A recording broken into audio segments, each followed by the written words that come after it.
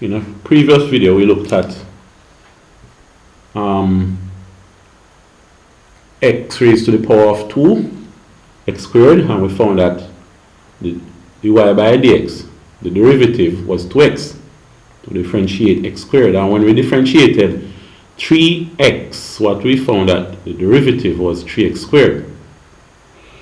Now, the thing is, if you have y equal x to the fourth, dy by dx, you will find it to be 4x cubed. And if you have y equals x to the 5, you will find dy by dx being 5x to the fourth.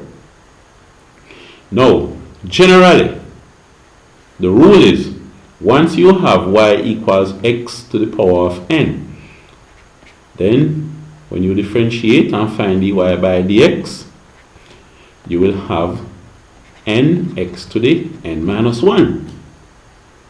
Right? You multiply by n, so you have n times x to the, and then you reduce the power by 1. So that's what you have. So when you have x raised to the power of n, then you have n times x to the power of n minus 1. So that's a general rule when you are differentiating a power of x. Now, if you have y equals 3, when you differentiate that, what do you get? Interesting. Let's see. If you include the x and the power of x here, what you would have is y equals 3x to the 0. Because x to the 0 is 1. So it's 3 times 1, which is 3. Now, following this rule, y equals 3 multiply by the power of x. So you have 0 times 0 times x to the 0 minus 1. So dy by dx would be 0 times, and even though I write the 0 after the 3, you generally write it this way. You make the 0 in front of everything.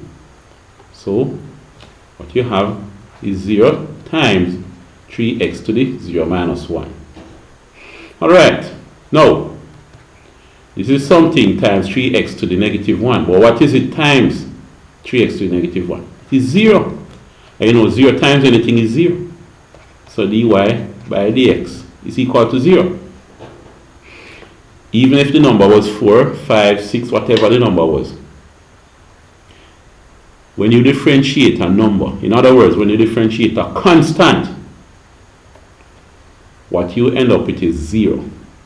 Alright? So, what you have, let me make some space here.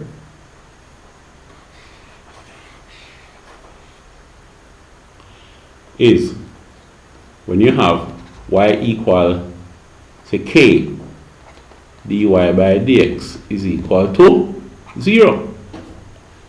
All the time, 0. Alright?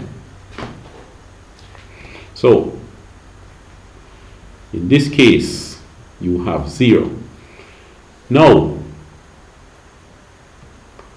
suppose you want to differentiate y is equal to x cubed plus, say, 2x squared.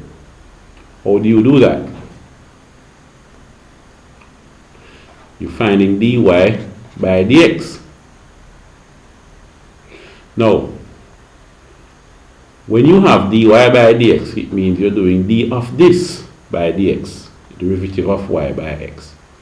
So, what you're really finding is d of the x cubed plus 2x squared of the x, because that is y. You see that? Now what you can do is break this up into different parts. As long as they are separated by plus and minus, what you have is dy by dx is equal to d of the x cubed alone by dx plus d of the 2x squared by dx. Now, when you have d of the 2x squared by dx, it is same as, let me write d by, you can consider d by dx of x cubed plus d by dx of 2x squared.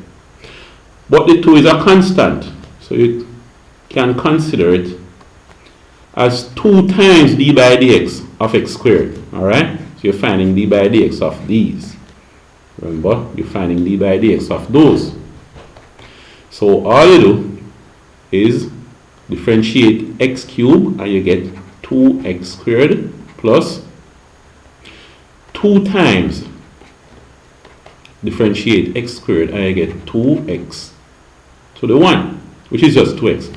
Remember, you multiply 3, not x squared, right?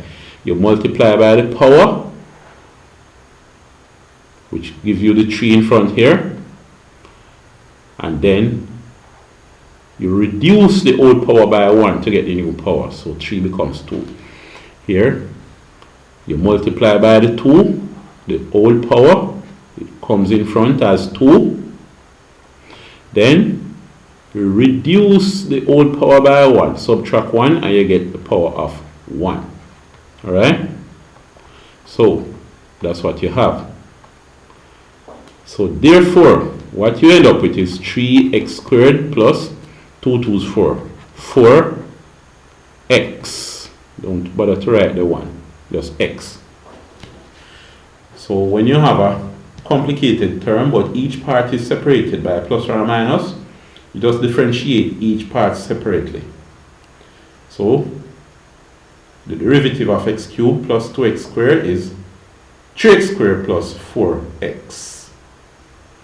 Alright, we'll end this video here for now. We'll continue looking at differentiation in other videos. So I will see you.